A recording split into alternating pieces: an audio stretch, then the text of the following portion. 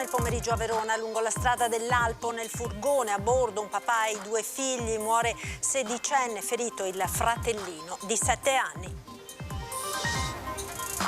Era una giovane promessa del calcio Padova, sedicenne, muore investito in bicicletta da un'auto, poi fuggita. La tragedia a Ferrara, il pirata si è costituito 3 ore dopo. Continua invece la caccia al camionista che ha travolto e ucciso il campione di ciclismo Rebellina a Montebello Vicentino. Nel mirino dei carabinieri una manciata di mezzi ripresi dalle telecamere della zona. E nel frattempo il suo paese, Lonigo, resta sconvolto dal dramma. La prossima settimana i funerali di Rebellini in Duomo sarà lutto cittadino. Nuova croce sul lavoro in Veneto, a Colle Umberto nella Marca, un 56enne operaio muore schiacciato da un macchinario di un mobilificio, nulla da fare per l'uomo. E in un altro mobilificio della Marca, tragedia sfiorata stamane, prima un'esplosione, poi il rogo di un impianto di filtraggio a Porto Buffolè. La prontezza del personale ha evitato che accadesse il peggio. Nuovo tetto a 60 euro per l'uso del POS, un provvedimento che divide gli esercenti, molti i baristi che esultano, ma c'è anche chi sostiene che lo accetterà per importi minori.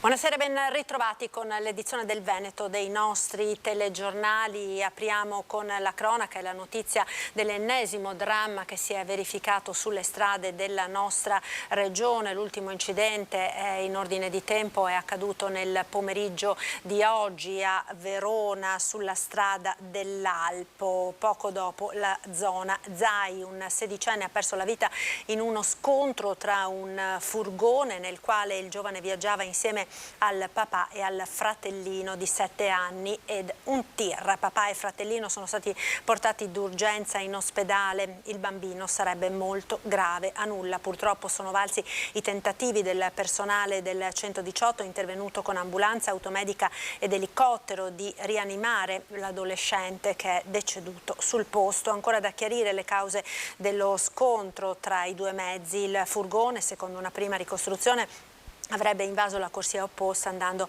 a scontrarsi con il tir. Violento l'impatto sul posto per estrarre la vittima e i 2 feriti dalle lamiere. I vigili del fuoco di Verona. Per i rilievi è intervenuta la polizia locale. E un'altra tragedia della strada è quella che si è verificata a Ferrara ieri sera, sedicenne travolto e ucciso da un'auto pirata. La vittima era una giovane promessa del calcio Padova. Sognava di diventare un campione di calcio, la sua giovane vita però è stata spezzata a 16 anni da un'auto che lo ha investito mentre era in bicicletta con un suo coetaneo. Manuel Lorenzo Ntube, il sedicenne morto ieri sera a Ferrara, era conosciuto anche a Padova perché era un promettente calciatore della formazione Under 17 della società biancoscudata. Il calcio Padova è in lutto per la tragica scomparsa di Manuel Lorenzo Ntube, giovane difensore del nostro settore giovanile. L'intera società biancoscudata con i propri tifosi partecipa commossa al dolore e si stringe attorno ai familiari e agli amici di Manuel. Si legge nella nota ufficiale pubblicata nel sito della società padovana. Il sedicenne è l'ennesima vittima della strada. Il giovane e il suo amico stavano percorrendo una strada buia e poco illuminata della periferia di Ferrara. Sono stati travolti da un SUV che poi è scappato. La bici è finita contro un palo. Per lui non c'è stato nulla da fare. L'amico, scaraventato sulla strada, è ora ricoverato in prognosi riservata all'ospedale di Cona. Il pirata della strada invece si è costituito qualche ora più tardi, è un 37enne di Ferrara e ora dovrà rispondere di omicidio stradale e omissione di soccorso. Ed indagini in corso all'indomani della tragedia per risalire al conducente del camion che ieri ha travolto e ucciso il campione di ciclismo Davide Rebellina a Montebello Vicentino. Al setaccio le telecamere di videosorveglianza della zona. Il cerchio si stringe su una manciata di tir che avrebbero percorso quel tratto di strada nell'ora dell'incidente. E caccia al conducente del camion pirata che ieri ha investito e ucciso l'ex campione di ciclismo Davide Rebellin mentre si allenava in bicicletta lungo la regionale 11 a Montebello Vicentino. Al setaccio le telecamere di sicurezza della zona, da quelle del parcheggio vicino al luogo dove si è consumata la tragedia a quelle dislocate vicino al casello dell'autostrada. E il cerchio si stringe attorno ad una manciata di auto articolati che in quella finestra oraria avrebbero attraversato il luogo dell'incidente. Intanto la Procura di Vicenza ha aperto un fascicolo contro ignoti per omicidio stradale. Oggi l'Onigo piange il suo campione, l'amministrazione proclama il lutto cittadino nel giorno dei funerali. Verosimilmente saranno la prossima settimana, molto probabilmente in Duomo, e stiamo lavorando insomma, a ricordare nel modo migliore il nostro concittadino che ha dato tanto per la nostra città. Quando c'era il Giro d'Italia, Davide Rebellin, tu sei dell'Onigo perché Davide Rebellin era dell'Onigo e della Madonna di Lonigo. È stata un'emozione per noi vedere passare il Giro d'Italia per la nostra città e con Davide in sella alla sua bici. E sul fatto che ha scosso l'intero paese, il mondo sportivo, è intervenuto anche il ministro dello sport Andrea Bodi, sottolineando la necessità che chi toglie una vita debba sempre assumersi la propria responsabilità e a riflettere sui numeri impressionanti. 103 i ciclisti morti in strada nel nostro paese dall'inizio dell'anno. È il presidente del CONI Giovanni Malagò, stretto nel cordoglio ai familiari. E all'Onigo Davide Rebellin era molto conosciuto e molto amato da tutti i concittadini. Abbiamo perso il nostro campione, dicono. Veramente un paese illuso, perché era amato, era il nostro campione, capito? L'ho conosciuto appena nato, da quando è partito in bicicletta e fino a questi giorni qua. E a metterlo in sella alla bici il papà a 10 anni, il suo primo allenatore. Qui nel bar di famiglia, l'ultima tappa, nella frazione di Madonna di Lonigo, Davide campeggia sorridente, ritratto con i fratelli. È stato lui insomma a metterci in bici tutti quanti e dopo da lì è nato la passione e Davide ha ottenuto subito anche Simone i primi risultati e da lì è nata la carriera che ha fatto, insomma. Non ha più smesso. Esatto, non si è più fermata. E proprio al bar di famiglia si radunavano tutti qui a tifare e seguire le sue performance. E voi qua vi radunavate tutti per seguire le gare ciclistiche, eravate tutti tifosi? Beh, di Rebellin sì, si trovava a condividere, diciamo, le sue performance. In molti ricordano le sue imprese e quel passaggio a Lonigo in maglia rosa. Quando è passato a Lonigo al Giro d'Italia o addirittura da giovane che era in maglia rosa è passato a Madonna, si sono fermati, ha fermato tutte le carovane del Giro d'Italia davanti al suo bar, al bar di suo papà. Era un pezzo di pane, era un ragazzo speciale. Ho fatto il Giro d'Italia che è passato due anni di seguito da Madonna. Stavamo tutti lì col vino a festeggiare, che è arrivato anche prima lui. È passato prima, l'hanno fatto passare prima davanti a casa sua. Oggi non si parla d'altro in città, di lui, di Davide, sportivo che a 51 anni ha dato l'addio alla carriera un mese fa, lasciando il testimone a tanti giovani del posto. E oggi molti gli amici di sempre che lo hanno seguito dagli albori della sua passione lo ricordano come una persona speciale.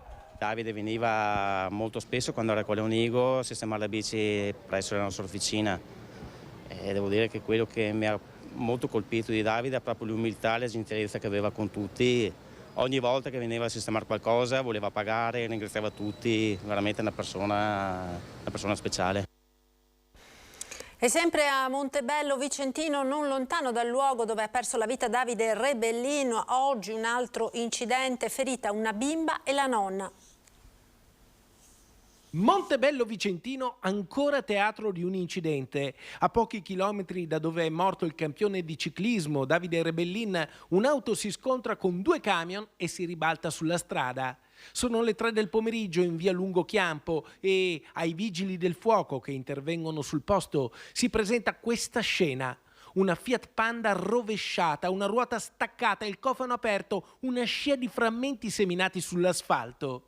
I pompieri arrivati da Arzignano estraggono dall'utilitaria distrutta una bambina e la sua nonna che guidava, entrambe ferite che vengono prese in cura dal personale sanitario del SUEM e portate in ospedale.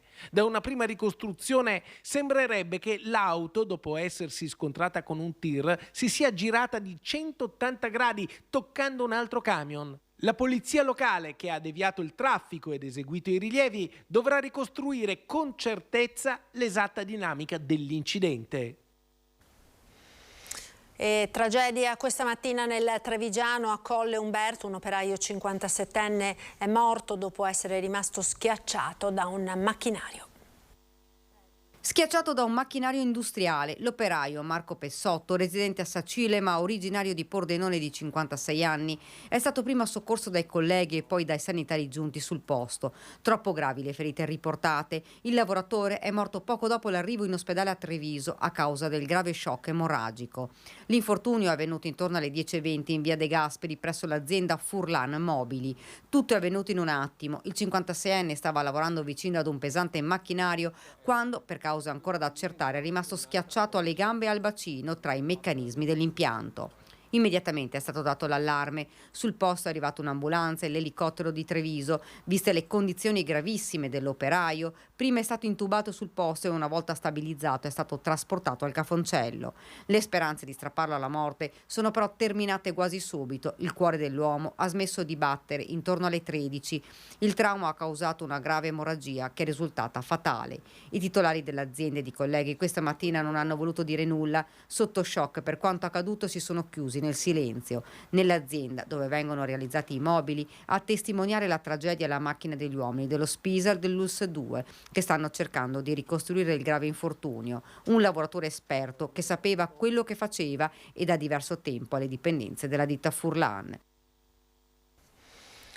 E tragedia sfiorata questa mattina a Porto Buffolè, sempre nel Trevigiano, a causa dell'esplosione di un impianto di filtraggio delle polveri al mobilificio Friul Intagli. La prontezza del personale ha evitato che accadesse il peggio.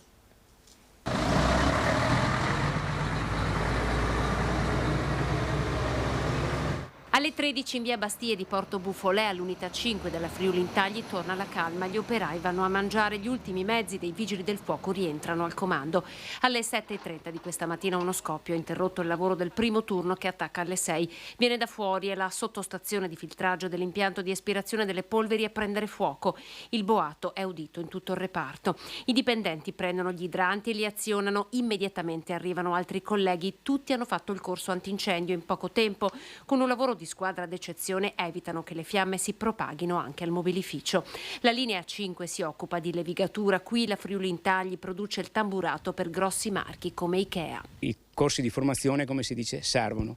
Per fortuna non è successo niente di grave, è solo una sottostazione che ha avuto un problema e i dipendenti sono stati bravi e hanno spento subito. Difatti quando sono arrivati i vigili del fuoco era già tutto il problema era già risolto. Il sindaco Andrea Sebastiano Susana potrebbe essere presente proprio alla Fruintagli lunedì. La stessa azienda infatti lo aveva invitato alla prova antincendio già calendarizzata per il 5 dicembre.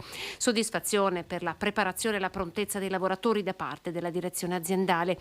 L'intervento dei pompieri arrivati con 2 squadre si è reso necessario per le operazioni di bonifica del sito, ma al loro arrivo le fiamme erano già state spente e tutti i protocolli attivati. La linea 5 è stata ferma per alcune ore.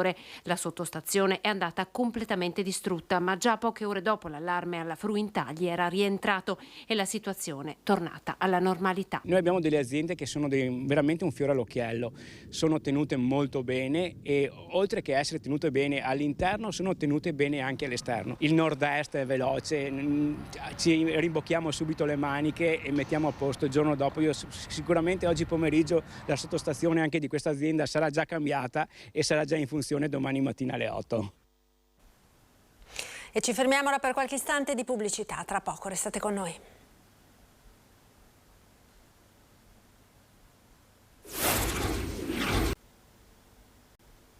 Rieccoci in diretta con l'edizione del Veneto dei nostri telegiornali. Ancora cronaca dalla provincia di Treviso, evasione dell'imposta sui passeggeri degli aerotaxi all'aeroporto Canova, omissioni di versare all'erario per oltre 133.000 euro.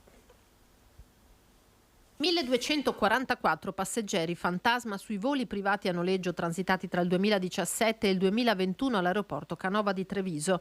La Guardia di Finanza ha eseguito per la prima volta allo scalo di San Giuseppe un controllo sull'imposta erariale introdotta dal governo Monti, secondo cui i vettori che si occupano di noleggio voli sono tenuti a corrispondere per ogni passeggero 100 euro per le tratte inferiori ai 1500 chilometri e 200 per le tratte più lunghe, scoprendo che era stato omesso complessivamente il versamento versamento di oltre 133.000 euro. Abbiamo analizzato una platea complessiva di 109 vettori, 72 sono risultati non in regola, 4 vettori con sede nel territorio nazionale e 68 stranieri. Coinvolti i vettori con sede in 26 differenti stati esteri, dalla Lituania alla Tunisia fino agli Stati Uniti, con clienti legati al mondo del business e del turismo. Imprenditori e turisti che vogliono beneficiare di particolare comfort e tempi rapidi nel raggiungere altre località partendo da Treviso oppure arrivando nello scalo Antonio Canova. I 72 vettori non in regola, oltre a dover restituire i 133.000 euro, si vedranno addebitare anche sanzioni complessive per 40.000 euro, vale a dire il 30% delle somme evase. Il nostro intervento è stato finalizzato a tutelare gli operatori onesti che versano correttamente questa particolare imposta indubbiamente abbiamo effettuato un recupero significativo nelle casse dello Stato che è a beneficio di tutti. I veneti non pagheranno l'addizionale IRPEF nel 2023. L'ufficialità arriva dalla prima commissione del Consiglio regionale del Veneto. Sentiamo. Anche per il 2023, come negli ultimi 12 anni, il Veneto sarà tax free e quindi non avrà nessun tipo di addizionale aggiuntiva. È l'unica regione italiana a statuto ordinario che non applica addizionale IRPEF e continuiamo così. Dopo settimane di dubbio, ora è ufficiale. I veneti non pagheranno l'addizionale IRPEF. Lo si evince dalla prima commissione del Consiglio regionale, dove sono stati approvati a maggioranza la legge di stabilità, il collegato e il bilancio di previsione 2023. In compenso, alcuni settori pagheranno di più l'IRAP. Noi abbiamo fatto questa manovra aggiuntiva sull'IRAP per alcuni settori, in particolar modo banche, società di assicurazioni, società che operano nel mondo dei carburanti, dei petroli, che quest'anno hanno in particolar modo degli extragettiti, e questo ulteriore gettito di 16 milioni di euro va per la quasi metà dedicato ad abbassare la tassazione sulle IPAB, quelle pubbliche, e questo ci permetterà di fare anche una riforma il prossimo anno delle IPAB, che è una delle grandi riforme che il Veneto attende. I soldi in più chiesti ad alcuni settori produttivi non basteranno però a neutralizzare l'aumento delle rette delle RSA. Le risorse ulteriori che sono scaturite da questa manovra non bastano per andare incontro a quelle che sembrano al momento essere in particolar modo le richieste da parte delle RSA, delle aziende che si occupano di anziani, e l'aumento delle rette. La manovra di bilancio arriverà in aula la settimana prossima. Martedì e mercoledì il Consiglio regionale si occuperà di DEF, quindi dal 13 del bilancio. Nella bozza della manovra finanziaria dello Stato compare l'obbligo del POS a partire dai 60 euro, un provvedimento che divide gli esercenti, molti baristi che esultano, ma c'è anche chi sostiene che lo accetterà per importi minori. Stop alle multe per gli esercenti che rifiutano i pagamenti con bancomat e carte di credito al di sotto dei 60 euro. Lo prevede la legge di bilancio, anche se per il governo la discussione è ancora aperta. Tuttavia la notizia ha rallegrato parte della categoria, soprattutto edicolanti e baristi, che hanno sempre osteggiato i pagamenti bancomat per piccoli importi. A Padova però non mancano le voci fuori dal coro, come quella di Sandro, storico barista di Piazzale San Giovanni, che continuerà ad accettare il bancomat anche per pagamenti sotto i 60 euro. È un metodo secondo me moderno per il pagamento che, se ottimizzato da connessioni più rapide e commissioni più basse, potrebbe essere il futuro del pagamento. I giovani hanno accettato con molto favore questa cosa di pagare con la carta, per cui per me non è un problema, ecco, non lo è stato dal primo momento. Per Sandro dunque serve anche un sostegno ai commercianti, togliendo le commissioni. I pagamenti con bancomat e carte sono comodi e veloci, di sicuro più comodi da gestire rispetto alle tantissime monetine da 1-2 centesimi che spesso sono difficilissime da cambiare. Non si trovano, poi vengono scaricate tutte le monetine da 1 centesimo, e quello lì mi dà un po' fastidio, quello è vero che mi dà fastidio, sicuramente più del POS, della carta. Ed è tutto per questa edizione, vi ringrazio per essere stati con noi, ci salutiamo come al solito con un'occhiata a quelle che sono le previsioni del tempo per le prossime ore. Il meteo, arrivederci.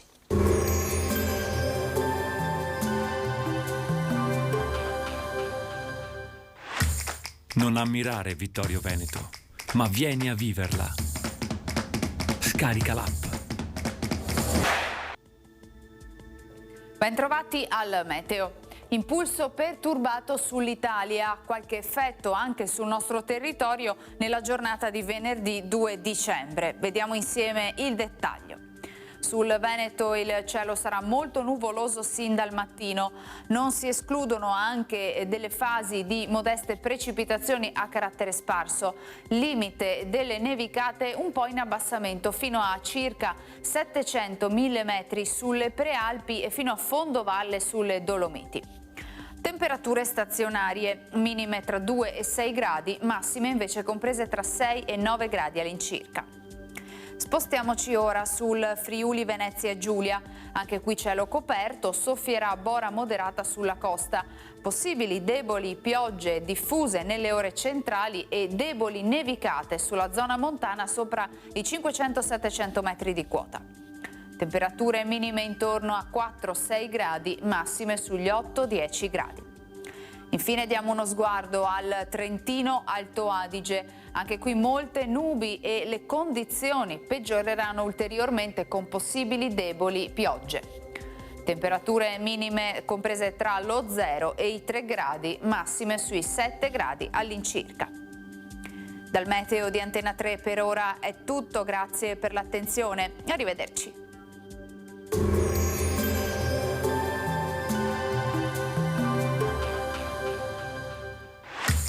Non ammirare Vittorio Veneto, ma vieni a viverla. Scarica l'app.